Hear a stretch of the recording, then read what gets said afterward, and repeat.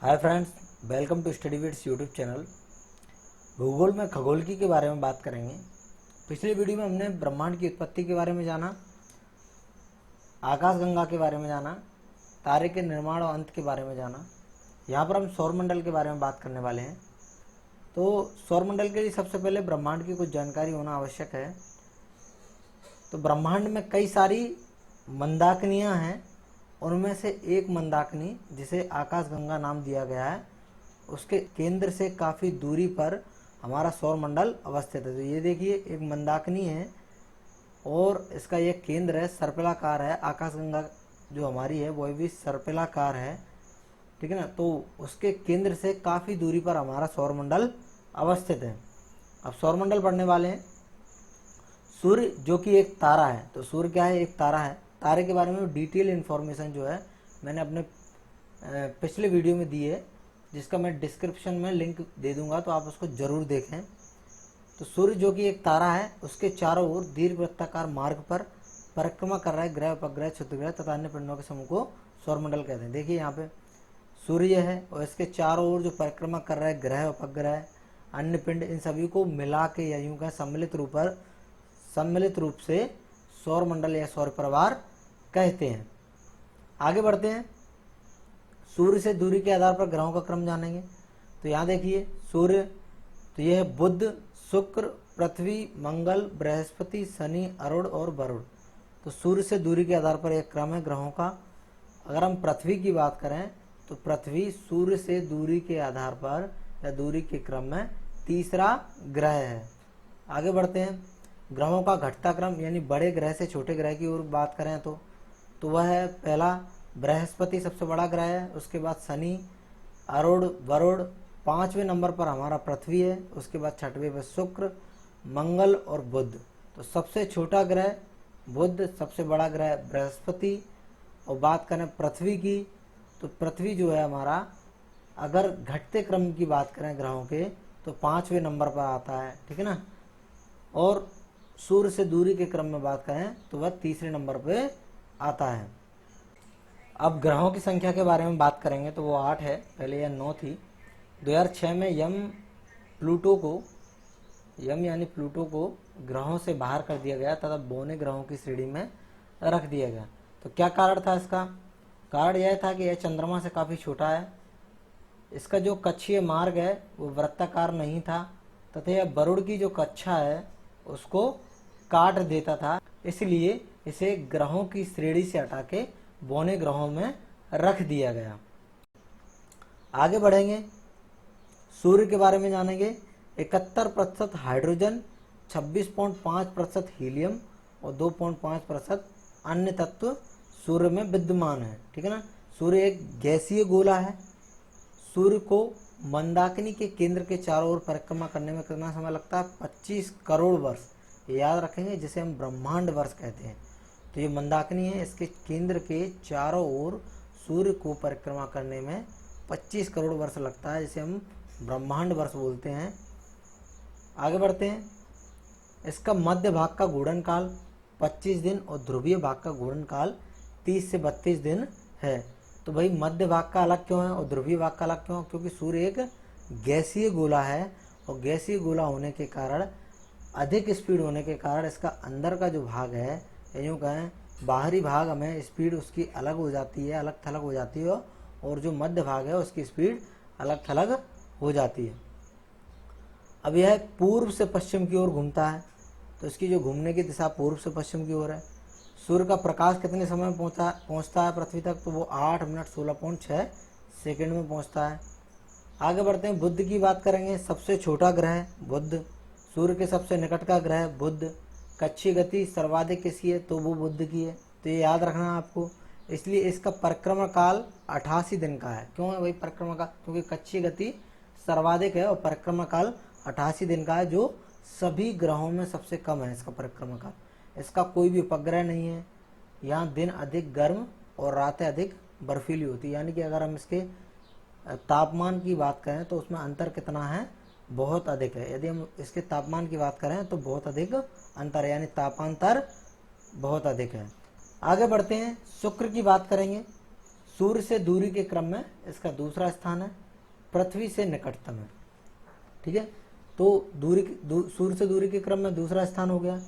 लेकिन पृथ्वी का निकटतम ग्रह कौन सा है, तो वो शुक्र है, क्योंकि पृथ्वी से अगर सबसे पास दूरी वाला जो ग्रह है तो वो शुक्र है। इसका कोई उपग्रह नहीं, यानी इसका भी कोई उपग्रह नहीं।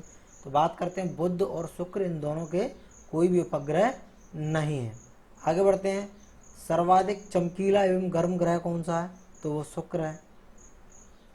आकार और घनत्व में पृथ्वी के समान होने के कारण इसे पृथ्वी का भग्नी ग्रह या जुड़वा ग्रह कहा जाता है। यानी कि पृथ्वी का बहन कहें, पृथ्वी की बहन कहें, या पृथ्वी का जुड़वा ग्रह कौन सा है, तो वो शुक्र है, क्योंकि यह आकार और घनत्व में पृथ्वी के समान है। सांझ का तारा या भोर का तारा, शुक्र की बात हो रही है, सांझ का तारा भोर का तारा है।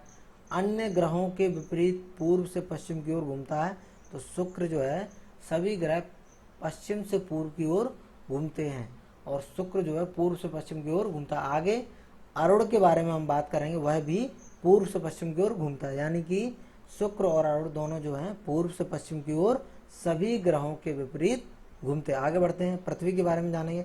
एकमात्र ऐसा ग्रह जीवन संभव है जिस पर स्थल की बात करें तो 29% है, जल की बात करें तो 71% है। जल की मात्रा अधिक होने के कारण यह जो है अंतरिक्ष से देखने पर नीला दिखाई देता है, यानी नीला ग्रह की बात करें तो पृथ्वी है।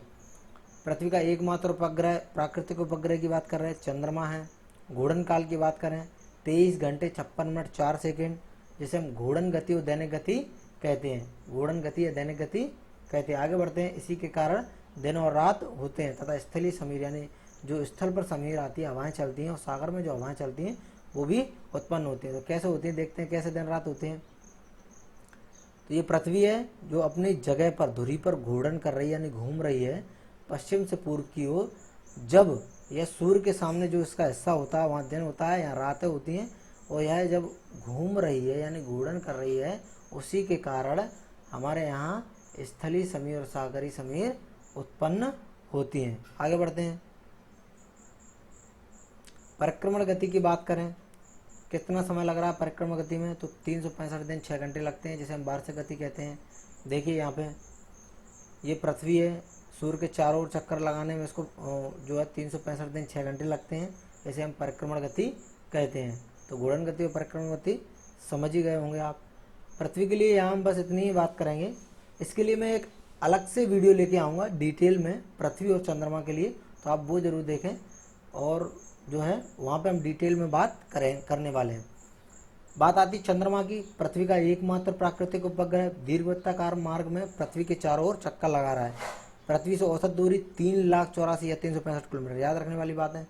चंद्रमा का प्रकाश पृथ्वी तक 1.25 सेकेंड में पहुंचता है। ये आप याद रखेंगे कि चंद्रमा का प्रकाश पृथ्वी तक कितने समय में पहुंच रहा है। और सूर्य के प्रकाश की बात करें तो वह 8 मिनट 16.6 सेकेंड में पृथ्वी तक पहुंचता है। तो दोनों याद रखना है। इसका परिक्रमण काल 27 दिन, और घूर्णन काल की बात करें तो वह भी लगभग 27 दिन ही है। यहाँ देखिए, तो यह है पृथ्वी, इसके चारों ओर जो है चंद्रमा दीर्घवृत्ताकार मार्ग पर चक्कर लगा रहा है, जो कि सूर्य के चारों ओर पृथ्वी चक्कर लगा रही है और पृथ्वी के चारों ओर चंद्रमा चक्कर लगा रहा है। आगे बढ़ मंगल ग्रह के बारे में, जिसे हम लाल ग्रह के नाम से जानते हैं। इसका लाल रंग जो है आयरन ऑक्साइड की उपस्थिति के कारण है। घूर्णन काल 24 घंटे पृथ्वी के समान है, दिन रात पृथ्वी के समान होते हैं, इसलिए परिक्रमण काल 687 दिन है। पृथ्वी के समान 2 ध्रुव हैं तथा इसका अपनी कक्षा नहीं है, ये अक्ष के साथ झुकाव जो है वो 25 डिग्री है, जिसके कारण यहाँ पृथ्वी के समान ऋतु परिवर्तन होता है। इसके 2 उपग्रह हैं, फोबोस और डीमोस। डीमोस की बात करें, सौरमंडल का सबसे छोटा उपग्रह जो है वह डीमोस है, याद रखें आप। नेक्स्ट ओलंपिया के बारे में जानेंगे। यह सौरमंडल का सबसे बड़ा पर्वत मंगल ग्रह पर स्थित है। ओलिपस मेसी के बारे में जानेंगे। सौरमंडल का सबसे बड़ा ज्वालामुखी मंगल ग्रह पर स्थित है, याद रखेंगे आप। बृहस्पति के बारे में जानेंगे। सौरमंडल का सबसे बड़ा ग्रह बृहस्पति, सबसे छोटा ग्रह बुध। इसका सबसे बड़ा उपग्रह ज्ञानीमीड, सौरमंडल का सबसे बड़ा उपग्रह, यानी ज्ञानीमीड सौरमंडल का सबसे बड़ा उपग्रह है जो बृहस्पति का उपग्रह है।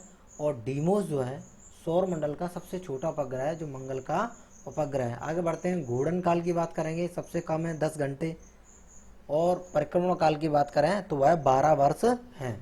आगे बढ़ें, शनि के बारे में जानेंगे। सौर मंडल का दूसरा सबसे बड़ा ग्रह है। विशेषता इसके चारों ओर पाए जाने वाले वलय, वलयों की संख्या 7। तो देखिए ये है वलय इसकी शनि, तो इस तरीके का शनि दिखाई देता है। अब यहाँ बात आती है कि जो पृथ्वी है वो कितनी झुकी हुई है अपने अक्ष के साथ या कक्षा के साथ कितना झुकाव है, तो वह लगभग 23.5 डिग्री और मंगल का 25 डिग्री। अरुण का आप याद रखेंगे 98 डिग्री तक झुका हुआ है, इसीलिए इसे लेटा ग्रह के नाम से जानते हैं, क्योंकि लेटा हुआ सा दिखाई देता है। तो आ जाइए यहीं शनि के बारे में बात चल रही थी। इसका घनत्व सभी ग्रहों एवं पानी से भी कम है, यानी कि इसको पानी में रखेंगे तो यह तैरने लगेगा, यह इसकी विशेषता है, याद रखेंगे। इसका सबसे बड़ा उपग्रह टाइटन है, जो सौर मंडल का दूसरा सबसे बड़ा उपग्रह, यानी कि सौर मंडल का सबसे बड़ा उपग्रह गैनीमीड है और उसके बाद दूसरे नंबर का बड़ा उपग्रह वो जो है वह टाइटन है।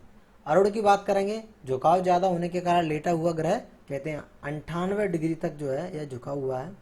शुक्र और अरुण बाकी सभी ग्रहों के विपरीत पूर्व से पश्चिम की ओर घूमते हैं, यानी शुक्र और अरुण की बात करें तो यह पूर्व से पश्चिम घूमते हैं और बाकी सभी ग्रह पश्चिम से पूर्व घूमते हैं। वरुण की बात करेंगे, यह सौरमंडल का अंतिम ग्रह है जिसके चारों ओर मीथेन के बादल छाए हुए हैं। यदि प्रश्न आता है कि मीथेन के बादल किस ग्रह के चारों ओर छाए हुए हैं, तो वह है वरुण, और मीथेन के कारण जो है बादलों के कारण यह हरे रंग का दिखाई देता है। तो आज के लिए बस इतना ही, मिलते हैं अगले वीडियो में। वीडियो को लाइक ज़रूर करें, चैनल को सब्सक्राइब करें, बेल आइकन को जरूर दबाएं। धन्यवाद।